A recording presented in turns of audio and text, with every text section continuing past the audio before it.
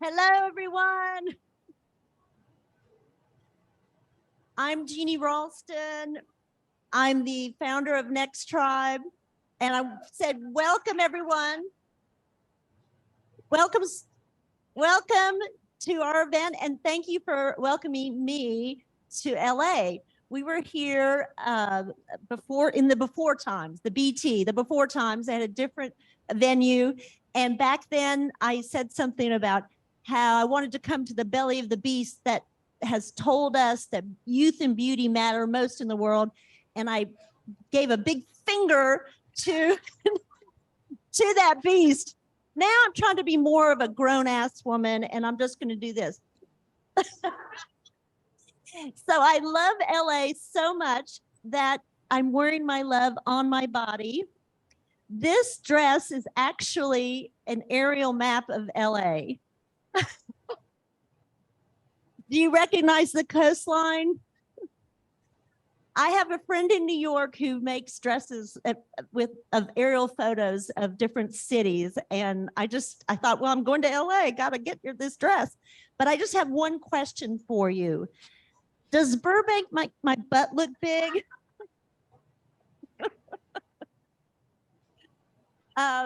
As you know, Next Tribe's all about aging boldly. And I try to do that in everything that I do, whether it's jumping off of cliffs in that video, that was me, the crazy one, or this is at Ghost Ranch in Santa Fe, where we went on one of our trips.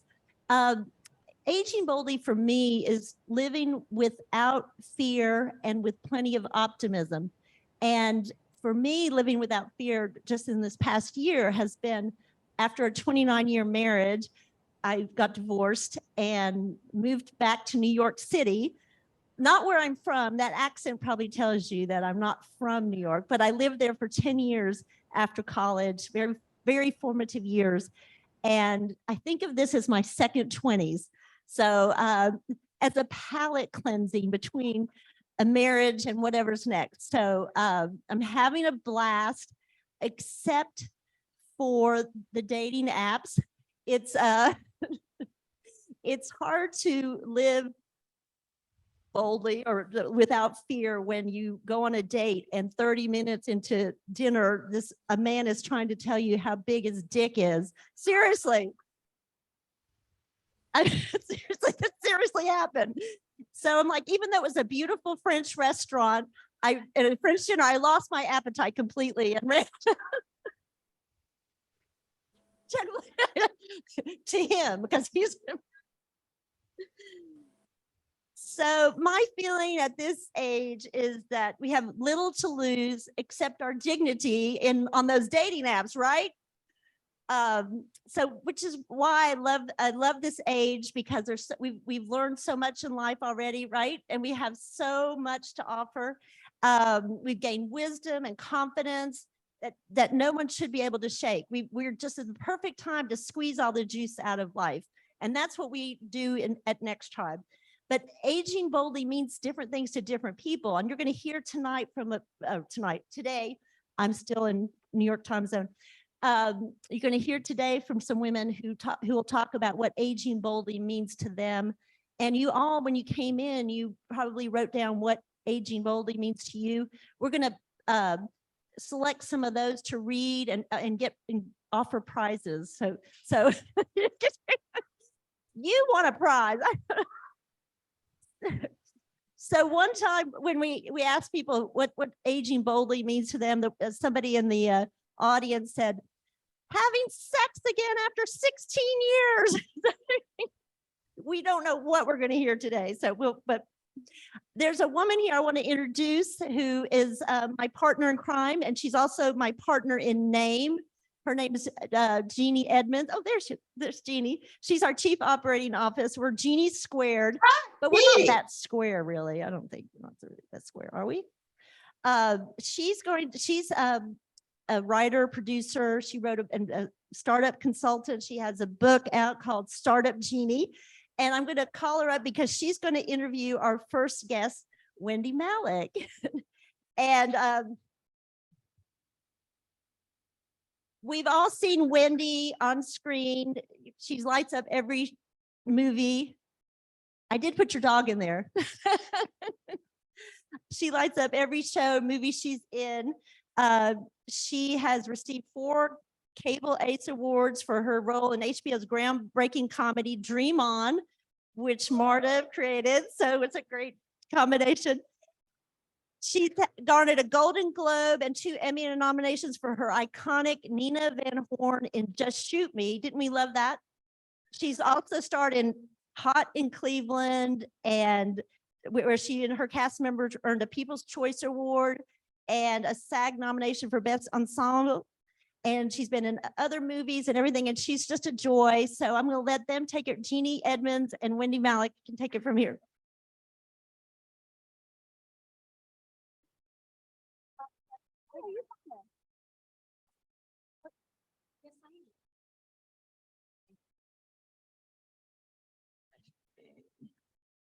Mine's on. Yours on? Mine is on. All right. Hello, Wendie. Hello, Jeannie. So nice to see You you. too. So my cards here for the questions for you say weed, Congress, Gloria Steinem, and Tijuana. Okay. So you know, let's start with weed. We're in California, so we got to start with weed. Yeah. I inherited this nickname when between 6th and 7th grade, I grew like 2 inches. And a friend of my mother's said, "Oh my God, Wendie is sprouting up like a weed," and the moniker stuck. And this was not exactly the nickname you wanted as you entered like middle school.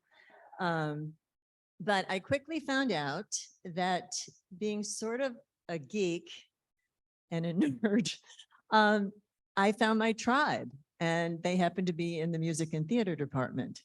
And once I sort of found my home, things opened up for me. Now, I'm a work in progress. I'm a very late bloomer, both physically and emotionally and talent-wise. No, it's true. But making that connection and realizing that us weirdos have to stick together was one of the great first lessons of my life. And I now appreciate the name weed, even though it didn't mean what it means now at the time. But by the time I was a senior in high school, I had the lead in Guys and Dolls, played Adelaide, and I knew what I was going to do with the rest of my life. It was either that or be a veterinarian, but I sucked at science, so that made the decision for me. Well, that answered the next question. So it was, we know you love animals though. I mean, all those crying puppies on the HSUS spots, come on. I know, I Wendie. asked if doing I was a spokesperson for the Humane Society for about 10 years. And I said, "Do we really have to do that really sad music and see all those really sad faces?" And they said, "Yes, we do. That's how we get the money and that's how we make the changes." I grew up with a collie as an older sister, Bonnie, who would sit by my playpen and make sure that nobody who wasn't my friend would come near me. And I have spent my life with most of my best friends being 4-legged creatures. It continues to this day. That is Phoebe, our latest rescue, a COVID rescue. And we now share our lives with 3 horses, a miniature donkey, love me, love my ass, and my daughter, who actually was my niece, but we legally adopted her when she turned 18. And it's a pretty sweet little home life. And I cannot imagine a life without animals. It's what makes me tick. I mean, you're all very nice, but that's how I go home and refuel and get to go out and do what I do every day. I would take a little detour because politics, you know, you worked for Jack Kemp, you worked in Washington. I know that was 5 minutes, but you said you got out of there really fast. I read on IMDb, you got out of Washington fast because you wanted to get back into acting. Is that what it was? I think when Nancy Reagan came up with the license plate, "Just say no," or whatever, that was that little her saying, mine was "Just say yes." And pretty much from the beginning, anytime there is an opportunity to try something new that will stretch me or scare me, I say yes. And Jack Kemp was our congressman in Washington. And when I was a kid, we used to ski with his family. And he said, when you get out of college, if you want to come and try out Washington, you can be an intern.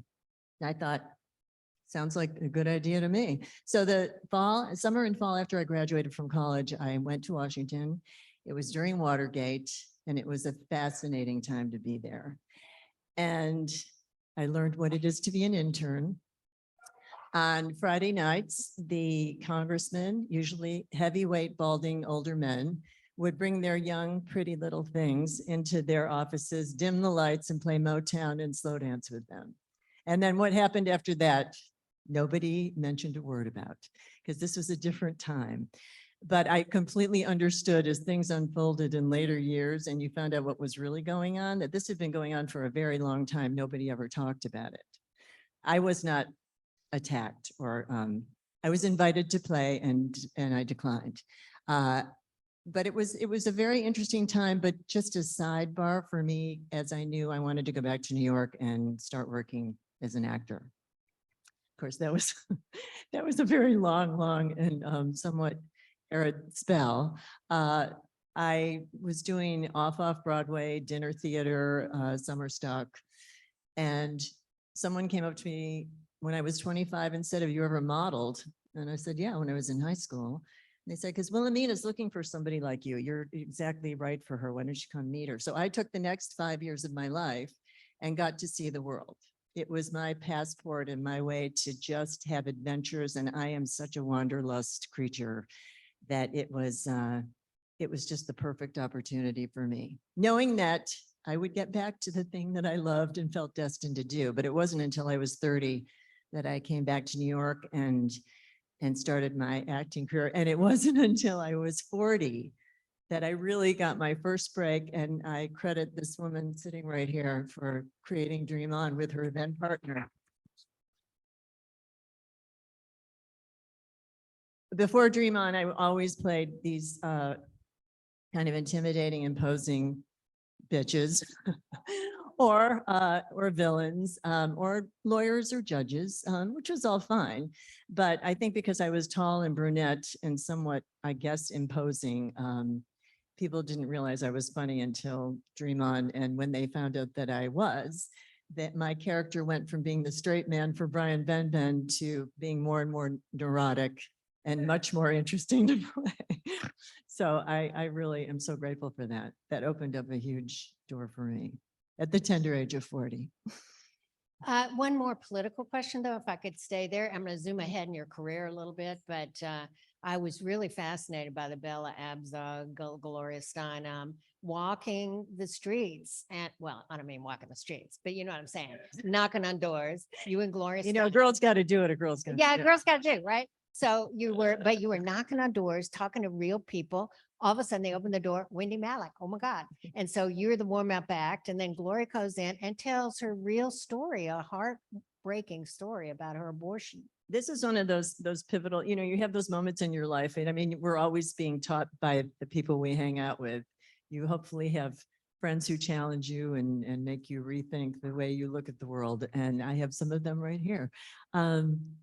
But that was a life-changing experience for me. It was 2000. And just before the election, I was asked to go to Florida where were we? We were near Palm Beach for Planned Parenthood. And I went with Gloria Steinem. And we were asked to go. We were there for a big gala that was a fundraising event. But before that, we were going door to door, canvassing and talking to voters about why this election was so crucially important, particularly for women. And it reminded me of being in college during the Vietnam War and going in and seeing people in our community in Delaware, Ohio. And they would open the door, and it was usually a man and a woman, and or a boy and a girl, my sidekick and I. And they'd sort of look at us and be a little wary, but they would invariably let us come in and always give us pie. Always pie and percolated coffee. You know, the old kind my mother used to have all day long from the same pot. Well, this wasn't very different. Here we were, it was 2000, but I'm going door to door with Gloria Steinem, who I had a little crush on, I have to admit. They'd open the door. I was on Just Shoot Me at the time, which was kind of a pretty big show at the time.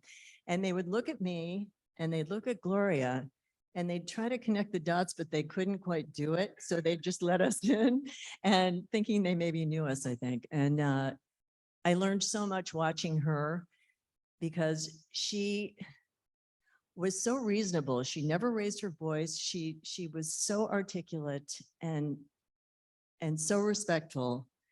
And she was a great listener. And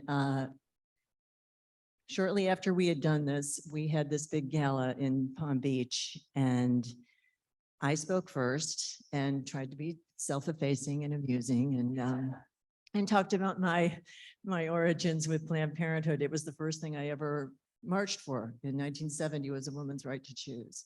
And my best friend at the time got pregnant the first time she had sex, and we had to take her to New York for an abortion. Well, after I spoke, Gloria got up and completely wowed the room.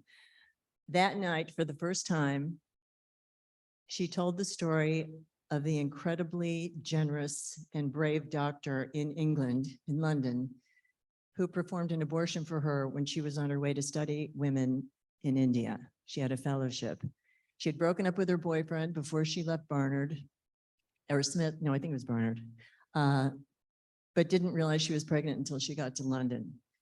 And this man agreed to do it with the caveat that she never reveal his identity until he died, and he had just died.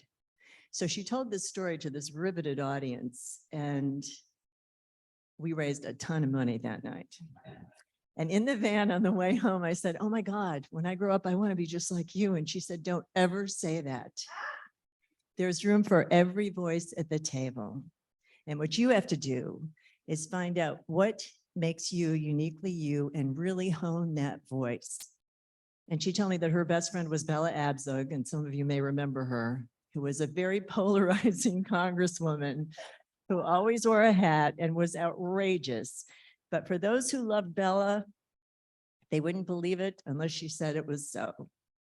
So that gave me one of the greatest lessons of my life, to try to figure out not how to replicate somebody else's like fabulosity, but figure out what your own is and really work on making that as fine as you can. Because there are people who will only hear it from you.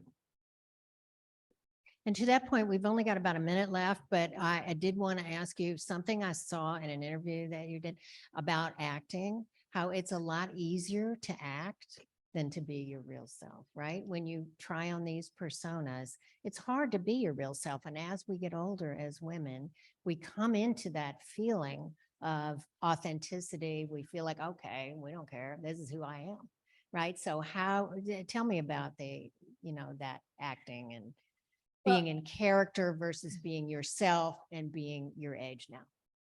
I think it's a weird sort of hybrid mishmash, because my belief is that we are all on this continuum, whether it's gay or straight or funny or tragic, or we're all somewhere in there. And you can always draw on one part of yourself that you need for that particular moment. And as an actor, if you're a character actress, you have to be able to sort of mine your own experiences and find out what you need to bring to the fore. It might not be the dominant characteristic that you have, but it's in there. And we all have felt murderous rage and yeah, anyways. But I think as I've grown older, there's something much more freeing about allowing whatever the vulnerabilities and the imperfections and the acknowledgement that I'm still a work in progress, and that things are messy sometimes and I fuck up, but that's okay. And that the worst thing you can happen if you take a chance is you might fall on your face, but so what? It's not the end of the world. And I think there was a time when I would go out of my way to avoid that, but that's where the juicy stuff really happens. So, I don't know, did that answer your question? Yeah, absolutely. And I thank you, Wendie. You're so wonderful. This is why people love you. You're so funny. And honestly, I can see how, bless the heart of Betty White, who's gone, who you work with, but I can see the next Betty White. May you live to be 100 and Oh, work like Betty White. Yeah, from your lips. Okay.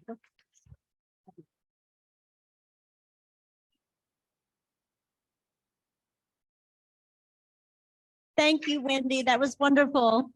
Speaking of Betty White, I found this book yesterday called The Little Guide to Betty White. And this is going to be one of our prizes when we pick out your comments about how you're aging boldly. Somebody's going to win this. But I wanted to just read a couple of quotes from her. And this is, I believe this just 120,000%. It says, I'm a teenager trapped in an old body. So, I mean, old, I don't like that word old, but I've been a teenager trapped in a 50 plus body. And she also said, you don't fall off the planet once you pass a given age. You don't lose any of your sense of humor. You don't lose any of your zest for life or your lust for life, if you will. So if you agree with that, let's give a cheer for Betty White. So I want to thank our major sponsor tonight is Tito's Vodka, who was able to have a Tito's cocktail. We love Tito's Vodka. Tito's has been a supporter of Next Tribe from the very beginning. As you might know, Tito is based in Austin, where I spent 30 years before moving to New York. And now it's like the name, everybody knows Tito's, but it wasn't always that way. When I first met Tito, it was, I think, 2001, and he was bootstrapping the company.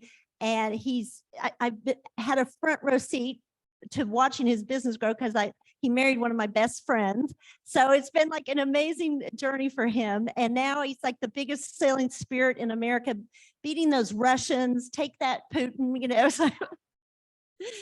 But we are just so happy with what they've been able to do for us. And what people don't know about Tito's is they do so much good work in Austin and elsewhere with the homeless, with stray dogs and cats, and even homeless stray divorcees, because they gave me a place to live after my divorce. So, so thank you. Let's all raise the glass to Tito's for being the life of the party for 25 years.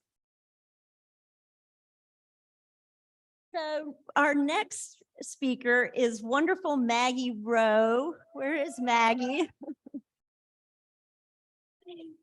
I had the great pleasure of interviewing Maggie last spring when her latest book came out called Easy Street, a story of redemption from myself. Just fabulous. I was blown away because it was funny, but it was so poignant and such self-reflection and such good work, even though you say you are not a nice person. She says that about 20 times in the book, but I don't believe it at all. So Maggie's background is, besides being the author of Easy Street, she also wrote a memoir called Sin Bravely, which I think is kind of a counterpart to Age Boldly. I like it, the idea of sinning bravely. And you've written screenplays for films, for television. You have edited a book of personal essays called Dirty Laundry. Great titles, all of these. You've produced and regularly performed in the spoken word show Sit and Spin, created by Jill Soloway, right? And many more things to come. So welcome, Maggie Rowe. Thank you. This is such a fun event and so fun to see beautiful women. Really is really nice. So yeah, my book, Easy Street, it starts off with the line, I am not a nice person. And I go on to explain that I seem nice. I do nice things. When I listen, I'm very attentive and I nod my head with appreciation. And even if Brad Pitt were behind you gesturing that he wanted a dance partner, I would still remain focused on you. So I seem nice and I do some nice things.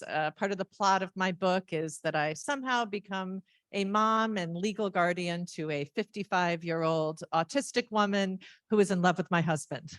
So that was kind of nice, but I started to become aware really about 5 years ago, aware of the discrepancy between my outside and my inside, and that my inside wasn't all that pretty.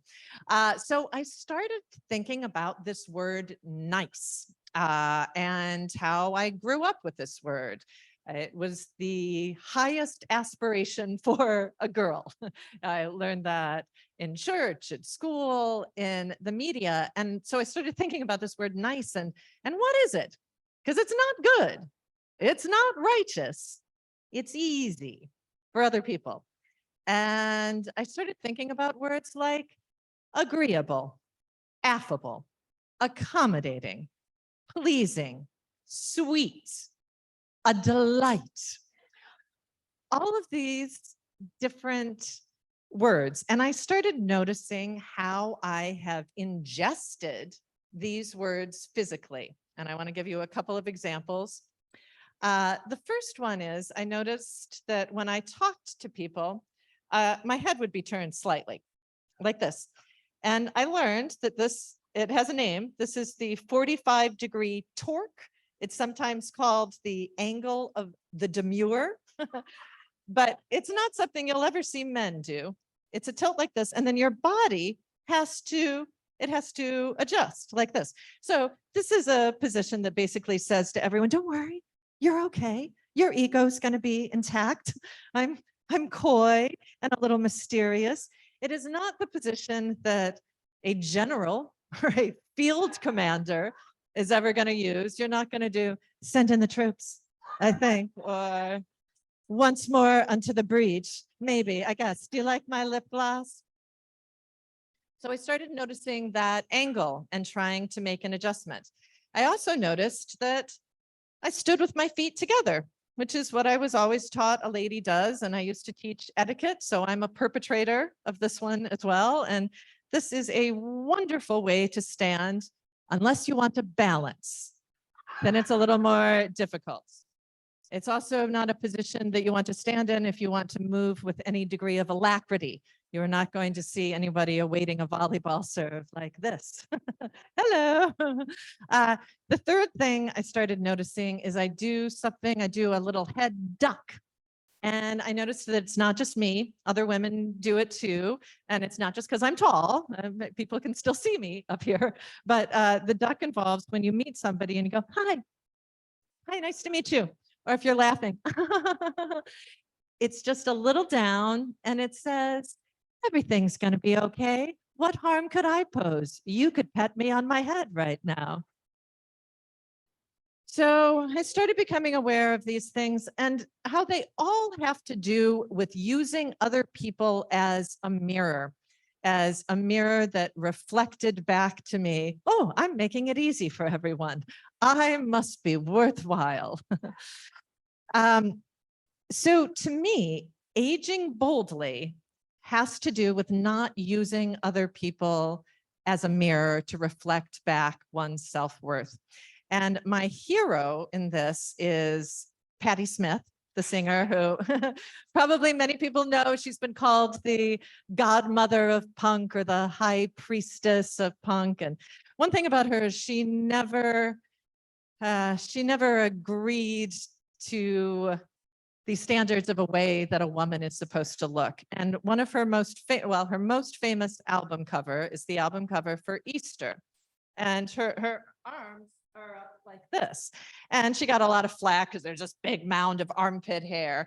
And the response at the time was, wow, she's really shoving it on our face. You know, it's this brazen, fuck you, look at my armpit.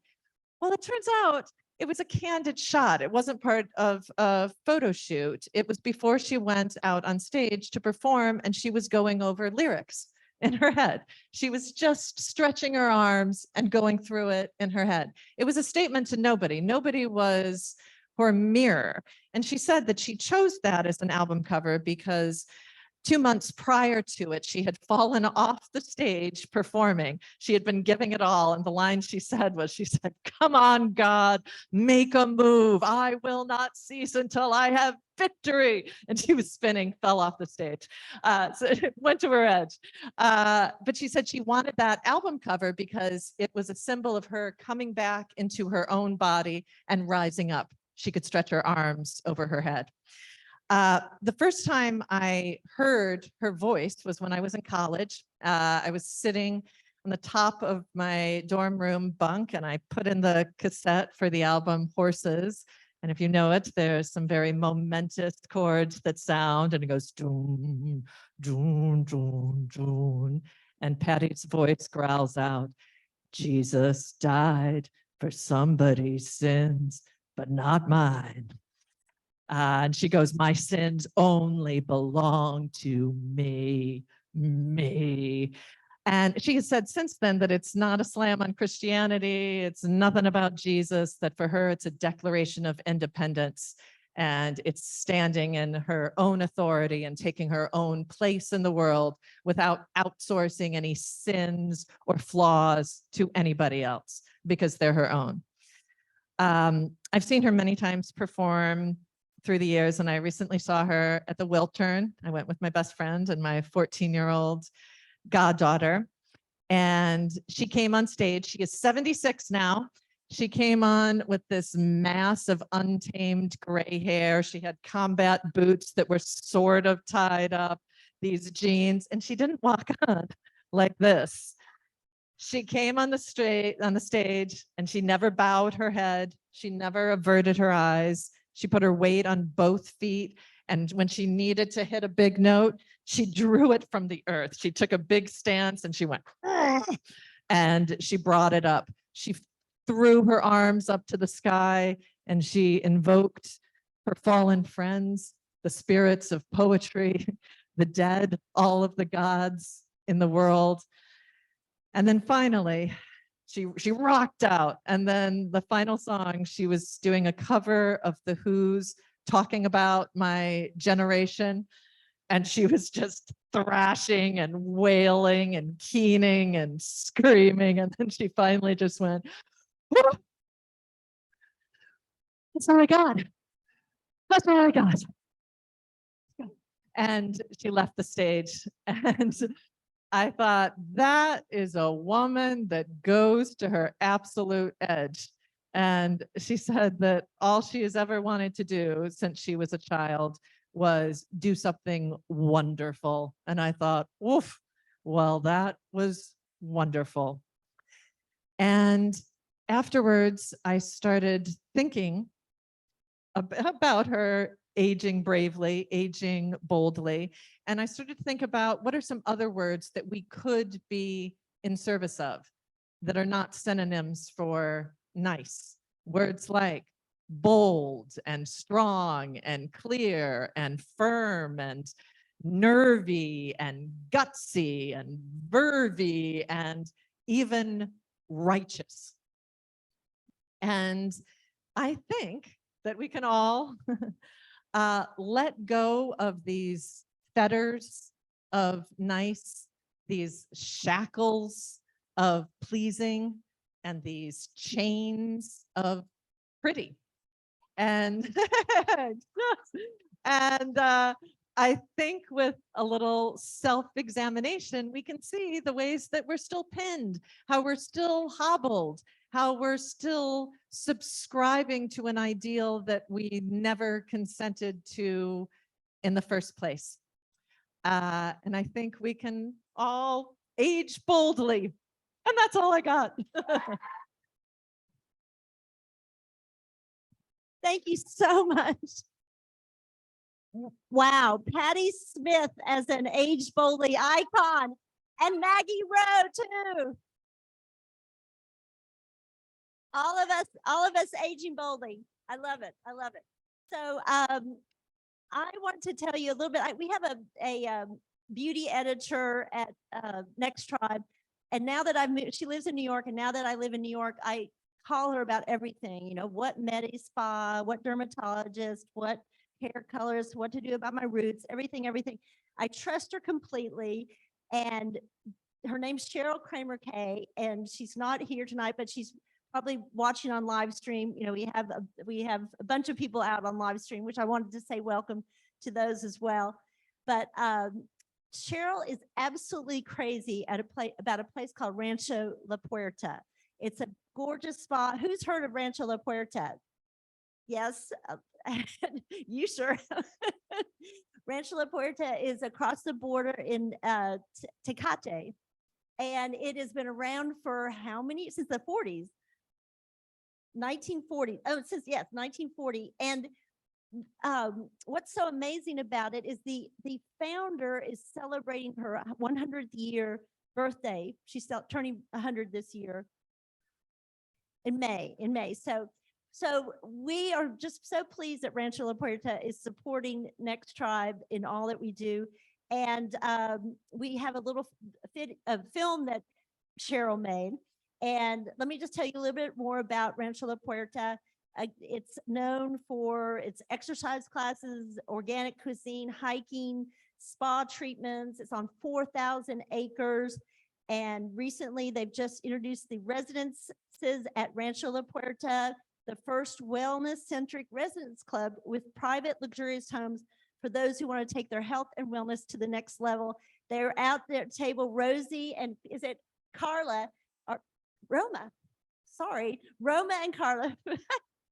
We're here, and I hope you got a chance to talk to them. But let's see what we're going to see what Cheryl says about Rancho La Puerta.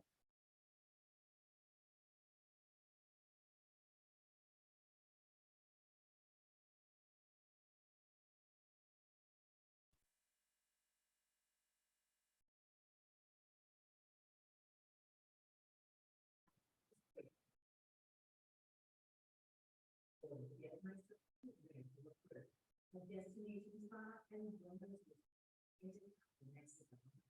Families from San Diego. The ranch, as devotees call it, is the perfect place to get perspective and contemplate changes you want in your life. When I was turning 50, I knew I had two choices: have a nervous breakdown or get myself to Rancho La Puerta, a destination spa and wellness resort in Tecate, Mexico, about an hour's drive from San Diego. The ranch, as devotees call it, is the perfect place to get perspective, to contemplate changes you want in your life, to reset your habits, and to celebrate friendships and milestones. The matriarch of the ranch, Deborah Zake, just celebrated a major milestone herself. She turned 100 years old.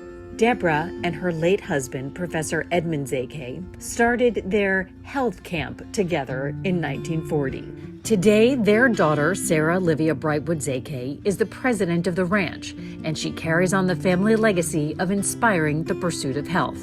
And my family has indeed been inspired by theirs. I've lost track of the number of times I've been to the ranch since my first visit in 1996, but I try to go once a year with my sister-in-law, her mom, my cousin, and my aunt. We go so often that we joke about buying one of the ranch's new spectacular residences, so we could basically just live there. On average, 60% of the guests each week are repeat visitors. So what is it that makes the guests return over and over again to Rancho La Puerta? I think it's the hikes. My favorite part of the trip was hiking every single morning. It was so beautiful to watch the sunrise. I love hikes. Like, I live in Brooklyn now, so hiking is not part of my everyday, so I really, really love them. Well, I go to the very early morning hike, and usually I fall way behind. I meet new friends who are also laggards. And the classes.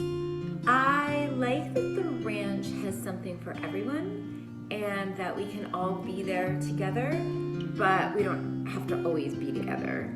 And it's really fun when you see someone from your family walk into a class. You're like, oh, over here, I know you. I think I tried every single workout, of which there are many, and fell in love with Pilates. I always do basic Pilates because I never get beyond basic Pilates. And I really love it. And one day, while I was at the ranch, I found my abs. I was certain I did not have abs. And the best is when we all take a water aerobics class together, because nothing beats that. My favorite thing to do at the ranch is probably water aerobics or striptease. And definitely the food. Outdoor breakfast is one of my favorite parts of the day. And I loved all of the fresh organic food. The breakfast that is enormous, a buffet of fresh organic food that's grown on the property. Every desire is met. And my God, the treatments. I would say my favorite treatment at the ranch is the good old, really hard, really awesome classic massage. All kinds of massages, I like them all. My favorite is the hands and feet massage, where they put paraffin on your hands, they massage you, they massage your feet. It's fantastic. Most of all, I think it's the chance to disconnect Thank you, and the Roma. chance to reconnect. There's no technology and there's no television. I just get to be When present. Wendie was You're up here, she surrounded said by something about people how she likes to who care say, about you yes. and who want I you to always be say your that about the best. people. I think Rancho La Puerta Next is the tribe, kind of place that makes you vow to live thread beautifully at home. is that I call them yes women, and that's in the best sense of the word. And nowhere do I see that more than when we go on our trips. Next Tribe has all kinds of travel, different experiences than at Rancho La Puerta. But we have trips all over the world. And if we get the next slide, that is one of our trips. We go to the beach in Mexico, Troncones. Wendie Levine in the back, she's been to Troncones with us. And we've been to Santa Fe. This is San Miguel. Where's Julie Tilsner? She was in San Miguel with us. So what it is about travel for Next Tribe is that we find like-minded women, and deeper than just the destinations, it's the bonds that are created between women. And I promise you, you go on these trips and you come away with all these new best friends.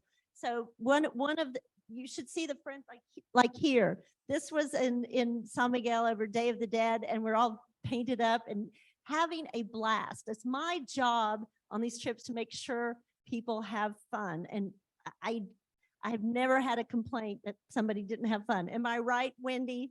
Julie? Okay. And this year we keep adding new trips. This year we're doing a creativity retreat in Umbria. We are going back to France and Paris. We're adding a wellness retreat in Colorado. So you'll find some information about our trips, but I'd love to see some of you on these trips. I promise you, we'll have a good time and you'll make new friends. That's what we do. So speaking of new friends, where is Julie Gordon White? She's a new friend of mine.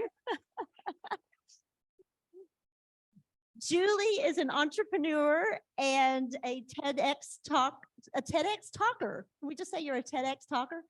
And what I love about Julie is that you have taken this time in our lives. I mean, you are an example of how to do the best work of your life, and the work you do is related to women our age. So she created a company called Bossa Bars, and I'm going to let her tell you about her journey and how she's aging boldly. Hey, Jeannie. Hi, everybody. Hi, friends. I feel like everybody's friend here when you're in a group of women, especially midlife women. So we're all besties now. So let's go back to 2020 for a minute. Even if you don't want to, just come with me. I know I saw that shiver there. 2020, iconic year. I have a milestone birthday. I'm 55. Sitting around, I know, right? Sitting around doing a lot of nothing with my husband. And it occurs to me that I have lived my life in 10-year cycles. So that was one thing. The second thing that occurred to me was that with 10 friends, besties, people who know you, love you, you can do anything. And then third, I realized in 2020, I gained 10 pounds right here, belly fat, smack dab in the middle of menopause.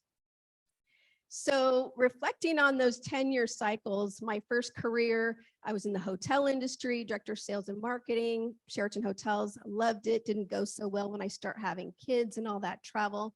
So I decided to buy a business, which led me to my second 10 years. Don't think I'm weird, but I was gonna buy a funeral home. Does anyone here own a funeral home? No? I'm not weird. My husband's family owns one and it's a great business. And I thought, you know what? This is going to be good. So that didn't work out, but doing that, I put together a whole team, lawyer, banker, money, the whole thing. And I didn't get the deal, but I realized doing the deal is really cool. So I worked for a company for 1 year and I went out on my own selling flower shops. I was the flower shop broker in San Francisco. People still know me as that way back when. I started selling flower shops because the men that were in the firm that I worked for didn't want to do that. So they gave me the flower shops, whatever. Okay, so I left and started my own company and grew that company to $5 million selling much larger companies. So that was my second 10 years. My third 10 years, anyone remember the recession in 2008, 2009? So that nice company that I grew pretty much evaporated overnight. So I had a little pity party. I had a 3-day silent retreat. I highly recommend if you are in a transition in life, searching for your biggest, baddest, boldest self, get quiet. It's the only time you can hear the whispers that are there for you, because we're always doing, especially in midlife. And in that silence, I heard, teach women what I knew. So I started a new company, The Well for Women Entrepreneurs, where I taught women how to grow multi-million-dollar businesses that were someday sellable. Oh, and by the way, my husband of 31 years and my 3 kids that are 29, 23, and 21, they escaped my 10-year cycle. I've kept all of them during this process. So then in COVID, thinking, I don't like this belly fat. I don't feel good. I don't feel confident. I don't feel sexy. And I don't like that I'm eating cookies, brownies, and chips. The killer C's, cookies, brownies, and chips. Right? Where's our caterer? Sorry. Okay. Sorry, not sorry. All right. So I decided I was going to do something about it. And I was going to do the thing that I told women that I coached all the time: never start a product company. Never. It's too expensive. It's too hard. And the margins are really tiny. It's a volume game. So what do? I start a product company, Bossa Bars, Menopause, Energy Bars, because I was making these things for myself. I was getting a grip on the middle, and I knew my pause pals, my girlfriends, remember those 10 people, that they needed it too. So I launched this company in COVID, and it's been quite interesting going to those 10 friends I was talking about. You need 10 friends around you who really know you, love you, and that you trust, because 1/3 of them are going to cheer you on. Like, yeah, you got this. You were made for this. This is exactly what you should be doing. The other 1/3 are going to tell you, are you nuts? This is a terrible idea. And for me, why do you want to talk about menopause? Nobody wants to talk about menopause. Well, here's a little tidbit for you. Menopause is a $6 billion emerging market. 75 million women in the United States alone are in the stages of menopause. And by 2030, we're going to have 1.2 billion women worldwide in menopause. So to me, sounds like a perfect idea.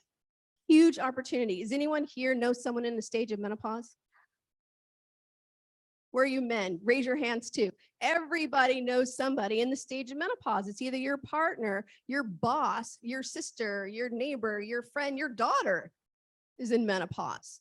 And men are affected as well. So it's really, really important conversation. So then you've got your friends, remember, that love what you do. Yeah, Julie, you got this. You can do this. Your friends like, you're nuts. Why do you have to put menopause on the package? Like, nobody wants to talk about that. I'm like, that's exactly why. And then your third group of friends that are going to activate your biggest, boldest new idea. And those are my friends that helped me raise $500,000 in 30 days, right? Those are the friends you want, because they've introduced me to people I didn't have to explain what menopause is. You know, a 20-year-old in a hoodie is not going to be excited or get it. And if you say vagina, he's going to freak out. So you cannot have those kinds of people that are investing in your company. So you've got to surround yourself with people, especially when you're trying to be extra bold and extra. I love it. My daughter calls me extra. Mom, you're so extra. You can talk about menopause to a kindergartner. I'm like, yes, everyone needs to know. But you need those people in your corner. And then third, around the belly fat, what's really important, ladies, and this is the serious piece about gaining weight in menopause, and especially around the middle, that who knows what the #1 killer of women is? Heart disease. We think it's other things. We hear a lot about breast cancer, and of course that has touched many of us either personally or people we know, but it's heart disease that takes us out.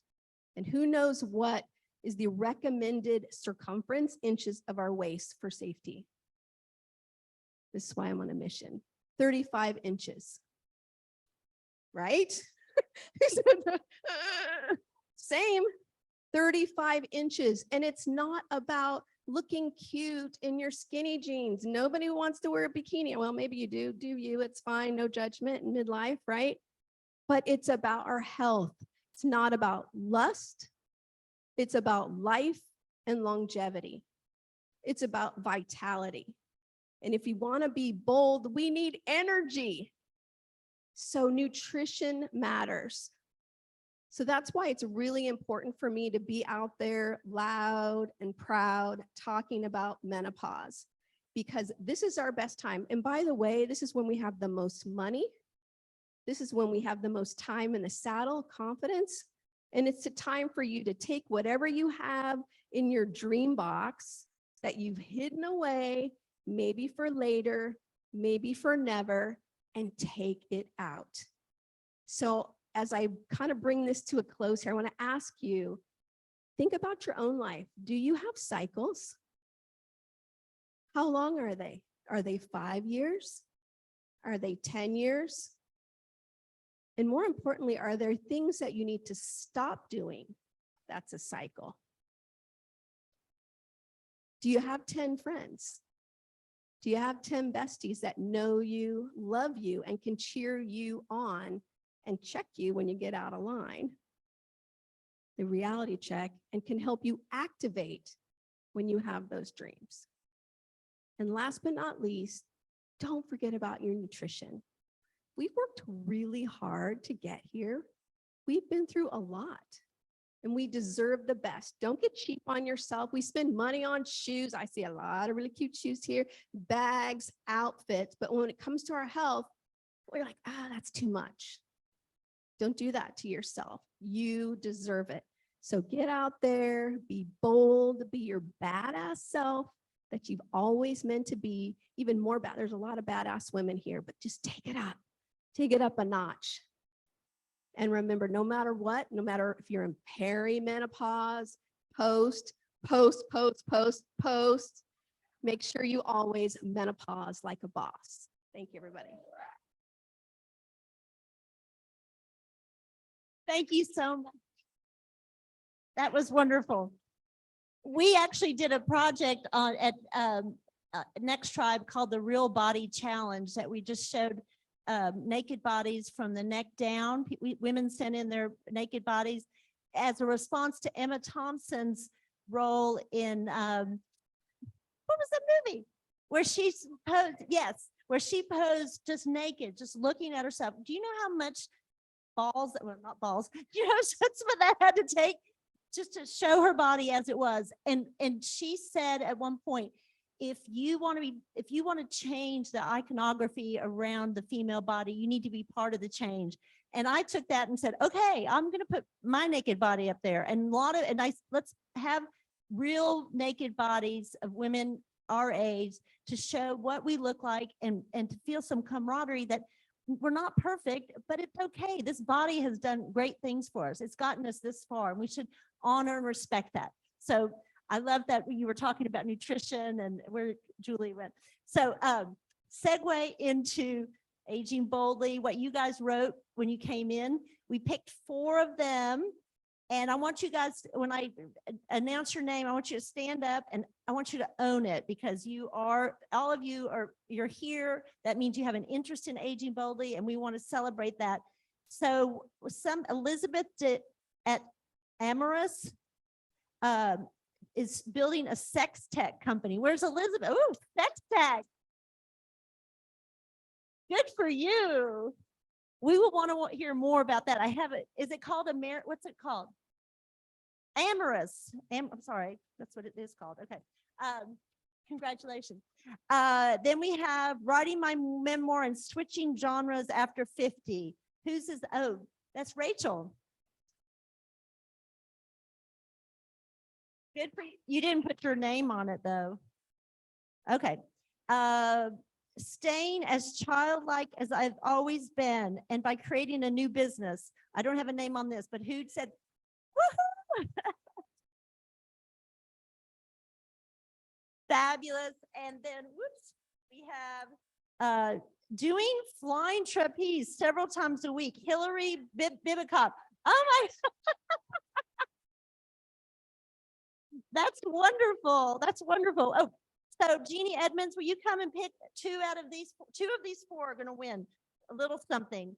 Just pick out. They're sticking together. Okay. Hillary is going to win the Betty White little book. Thank you. And keep flying, girl. And then one more, we're Elizabeth. There's something about this corner. Elizabeth, I found this. Ooh, where is it? Oh, here it is. I found this thing at a flea market yesterday, or arts craft. And it's a little necklace, and it says brave on it. So thank you for being so brave.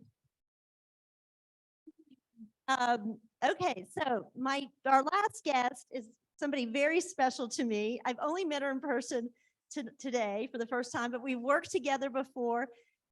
You have the biggest heart, you and Amy Ferris both.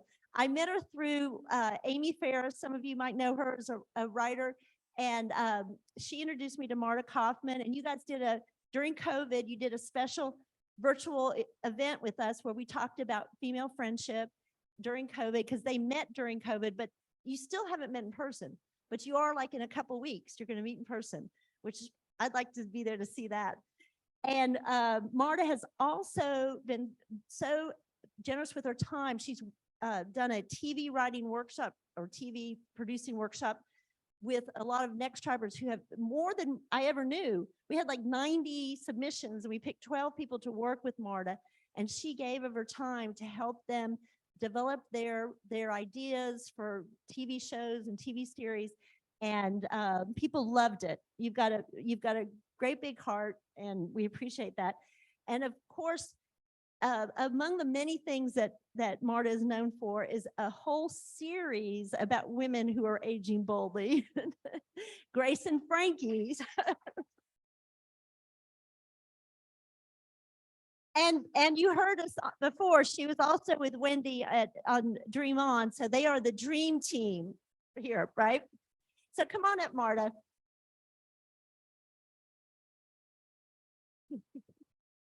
Yep. So, Miss Marta, I'm so glad you could make, and we have a couple of things to announce. You just became your daughter just had a baby. Is it on? Now it is. My daughter just had her second child a couple days ago. Well, congratulations. Thank you. You're the Thank you. proud grandma.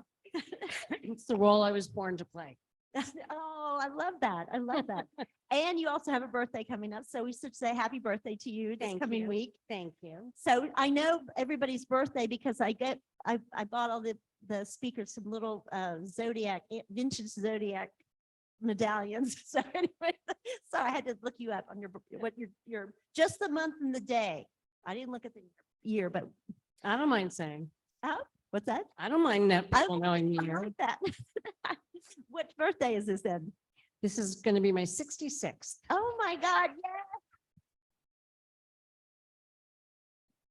Well, I love, you've done so much in those years, and you put every year to good use. So what does aging boldly mean to you, or how would you quantify that in your life?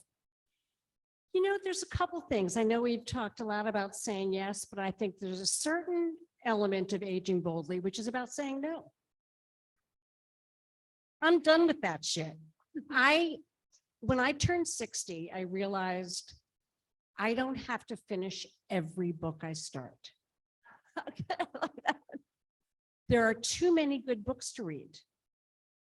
So I started saying, all right, this book is bumming me out, or I don't like the words, and I'm going to just put it away and move on to the next one. Then I realized I can do that with toxic people. Just close it up, put it over there, move on to all the other people that I need space for. And then lastly, I realized I can do that with my work. I can say no to things that may sound great or even be a fantastic idea, but if I don't feel it in my heart, I don't have to say yes to it. And as we get older, we know our heart better. We know we get the spidey sense or whatever, like, okay, this is good or this is bad. So, and we probably, would you say we are more attuned, more likely to go with it than before? You know, I think as we get older, we become more and more who we are. I think we actually grow into ourselves. When we're teenagers, we're just too big for those little bodies, you know, and I think there's something that happens as we grow older that we begin to embrace who we are. We begin to share who we are with other people. And I think one of the most important things is we allow ourselves to be vulnerable, which is something I fought against my entire life. And at this point in my life, I'm like, you know what? I feel like crying. I think I'm going to do that. And I'm going to do that with one of my friends and have her put her arms around me. And it's going to be awesome. It's going to be awesome. So how is it being vulnerable, allowing yourself to be vulnerable, how has that changed your work life or your mental health, or has it had an impact? You know,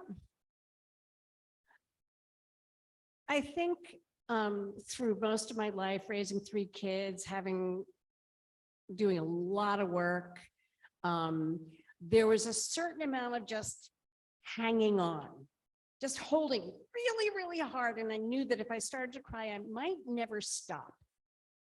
So I just had to put that aside and say, I'm not going to do that right now. I'm going to do all these other things, some of which were really bad for me, just so I can get through this. And then I realized, you know, if I don't take the lid off the pot, I'm going to explode. So at first I just took like a little bit, let some steam out and closed it back up, and then sort of moved it a little bit, let more steam out. And then eventually realized I could call a friend and say, I need you. And in doing that, I was able to be there for my friends, even in a better way than I felt that I had been before. Well, and I do know that we talk a lot about how important friendship is at this time in our lives, more important than ever. And you've built a whole very successful TV show about female friendship at this age, which you've made great strides in kind of showing people what we can do for each other as women. Well, thank you. You know, it was an amazing experience. Probably, I don't know. It was spectacular, and we had an amazing group of writers and a cast to die for. But what was really fun about it was exploring some of these issues that people don't talk about. I mean, no one talks about dry vaginas, right? You talk about them. You talk about them. Nobody else does. No one talks about that when you get older, you may lose your pubic hair. No one tells you that stuff. Oh yeah, it's a thing. But what this gave us the opportunity to do is say it out loud and know that people are still going to be loved and lovable and have a solid friendship and maybe even sex again. Even with the dry vagina, there are remedies for that. And, you know, part of it was honestly, Jane Fonda and Lily Tomlin, one of our first meetings with the two of them, they were talking about aging. And Jane Fonda was talking about things besides Cialis that men can use as an aid. And she's talked about a bunch of things. And then she said, oh, there's another one where you can give an injection in the penis. And Lily Tomlin looked at her and said, you have got to get younger boyfriends. And we were like, there's the show. That's it right there. That's the show. There we are. And of course, they had a sex tech or a sex company. So they were shown as business women and very. And also, except, this was a vibrator business. And there was something about saying out loud, yeah, we still do that. Yeah, right, exactly. We still have bodies. They still respond. But what do you think the show has done for the image of women at this age out in the general public? I don't know. I know there are certain moments that people point to. There's a moment when Grace takes off all her makeup and is just barefaced. And I think there was something about, if Jane Fonda can do that, I can look at myself in the mirror and say, it's okay. It's all right. Right. Yeah. So I think there were moments like that that were meaningful, but I also think it was the depth of their friendship and how they balanced each other out and how they supported each other and loved each other, and didn't say, I love you for a very long time. Oh, yeah, that's true. Was that planned or how did? Well, it was something that we thought, Grace wouldn't say that, and Frankie may say it 100 times, but let's save it. That's cool. And what's great is that you show two different aspects of women at this age. I mean, and I think most of us have elements of both. Mm-hmm. Most of us have elements of both. I know I do. I know. I love that. And tell me about with just how important your friends, you talked about needing to cry, but without your friends, your female friends, where would you be at this point? Probably be 6 feet under. I mean, I had my best friend. I met the first week of college. She lived across the hall from me in my dorm. And that was in 1974. To this day, we have remained close. She's the only person, every time we go out for a meal, one of us cries about something we're going through. This is the person I will call with anything. And I think she will do that with me as well. She and her wife are godmothers to my children. I'm godmother to their daughters. And part of it is I'm not afraid to be who I am. And this is true about Amy Ferris too.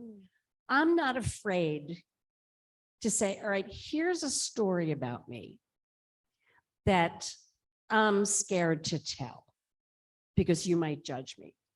And these are people who go, oh my God, really? How were you? What did you do? Rather than you did what? I just sound like my mother. You did what? Are you crazy? That's my mother.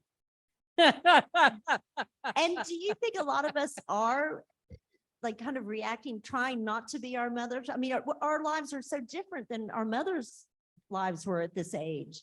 I mean, for 100 reasons they are. Do you feel that? My mother was a unique person.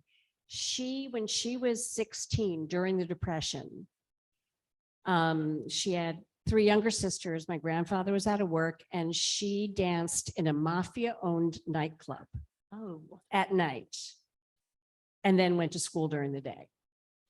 And she was a dancer. She opened a dancing school. She eventually gave it up, but she was in her way a feminist who was a little ashamed of that. She once said to me, "Never work because you'll spoil your husband." And first of all, I thought, well, who did you marry? That he's going to be spoiled if you work. And I actually think bottom line, what that was about was she had to give up her career, and as opposed to encouraging me to do something different, she had to justify what she did. You know, in some ways, I hope I become my mother. My mother was about family and joy, a little bit of bitterness tucked in, but yeah, in some ways, I'd love to be like her. That's beautiful. One thing that you've said, we've talked once before, and you said you thought menopause, speaking of menopause, opened doors for you. Tell us about that. I think menopause is awesome. I do. I think it's the best. I think, first of all, really happy I'm not getting my period anymore. That's a gift. You know, after all those years, that is a gift. It also felt to me, I went through menopause the year I turned 50, which is the same year that Friends ended, and my oldest daughter, went to college. And I had two choices. I could get swallowed up by a hole, or I could look at this as an opportunity. And it really felt to me like menopause was a window opening and something new out there, something different, something I haven't done, some identity I haven't claimed yet. Political activism that I hadn't had the time to do. It just became this incredible opportunity. And, you know, night sweats aside, I felt like I grew up during menopause. I feel like that was the biggest step of maturation that I've ever made throughout my entire life. Wow, that's fabulous. Because at this age too, I mean, we've had so many experiences that can inform what we want to do right now. We are not, you know, newbies. We've done a lot. We've already done a lot. And so you are probably in a position you can make your own choices of what you wanted to do next. And which gets me to my next one. What are you doing next? What can we look for? I'm still doing what I'm doing. I mean, you know, what you're going to do next in this business is not always what you think you're going to do next. Working on some documentaries. One of them, you'll be interested to know this. One of them is about something called goo. Have you read about goo? Goo is a birth control that men use. They rub it on their shoulders. They did this trial. Out of 100 couples, no one got pregnant, and every man got their full sperm count back within 2 to 3 months. The question is, would you trust your partner to do it every day? There's a saying that we've been 5 years away from a male birth control pill for the last 40 years. Anyway, so that's one of the things we're looking at doing documentary wise. We're working on a half-hour comedy. We're working on a science fiction. I want to explore stuff I haven't done before. I don't want to do the same thing. I don't want to, I want to explore new things. I want to make myself uncomfortable. Oh, good. I want to look at that page and go, I don't have it. I don't have it anymore. And then make myself do it. I love that. That's a great, I think a lot of us here have that feeling. Throw yourself in the deep end, because if not now, when, right? Right. I think we have a time for a couple of questions. Does somebody want to raise a hand, have a question for Marta? Or is somebody scared? Julie Tilsner. Hi, Marta. Thank you. This is also fascinating. Okay, so you were talking about your mother dancing in the mafia-owned bar when she was 16. Why isn't that a movie?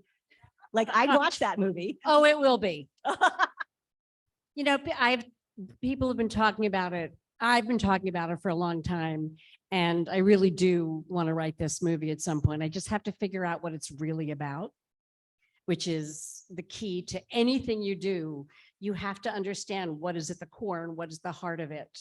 And besides being a biopic about my mother, I don't know what it's about yet. But yes, I'm dying to do that. Ooh. Anybody else have a question? What's your name?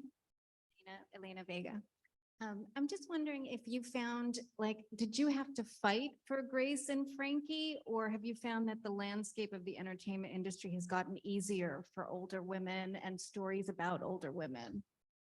I honestly believe if I had tried to sell Grace and Frankie without Jane and Lily, it wouldn't have gotten sold. I really believe that. I think, you know, you walk in with Jane Fonda and Lily Tomlin and people go, well, how do you say no to that? So it probably wouldn't have happened if not for that. I think now it can happen. Because you've broken the way, you've broken the ground. Yeah. And you've shown that it works. And then, you know, what's interesting to me? It's interesting to me that after Grace and Frankie, the Kaminsky method came on about older men, and they got all the attention. They got all the kudos. This has never been on TV before. And it infuriated us. It infuriated us. The women just weren't getting the same attention. One more question, anybody?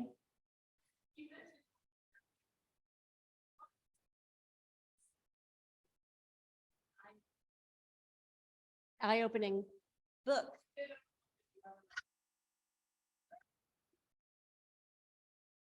I have two answers. One of them is a book I read about 15 years ago that I've been trying to make into a film. It is one of those books that has grabbed me. I've read it 3 times. I can't stop reading it. It's called We Are All Completely Beside Ourselves. And it's by Karen Joy Fowler. And if you haven't read it, treat yourself to this. It is beautifully written. We Are All Completely Beside Ourselves by Karen Joy Fowler. But I have to say the other one that is the book that is closest to my heart in the world is To Kill a Mockingbird. I have a first edition signed copy, and it is my prized possession. I mean, that book, it gives me chills just thinking about that book. To Kill a Mockingbird, what's that? I think there's been a play on Broadway. I don't know if it's coming to LA. Yeah. So, well, that's good. Now I'm going to definitely read, I've already read one of those, but the other one I will definitely seek out. So everyone, I want to please say thank you to Marta for taking the time. Thank you. Thank you so much. Okay. Great to meet you in person, finally. Yay. Okay. We're almost done, but before we do, I want to just call out my friend, Lurleen Ladd, who's here in red. We are all about trying to give people jump starts and opportunities and access. And Lurleen has later in life has decided to become a singer, and she is giving somebody in our Next Tribe community a chance to open for her next album release. So you have in your gift bags will be something about that. So if you a singer, always wanted to be a singer, you'll read about it, and maybe you'll be fly to Austin. What's that? I think that after she can sing us out. No, you don't have a band. You don't have a band. We'll live stream her album concert. How about that? And the other thing is, we hope you'll join Next Tribe.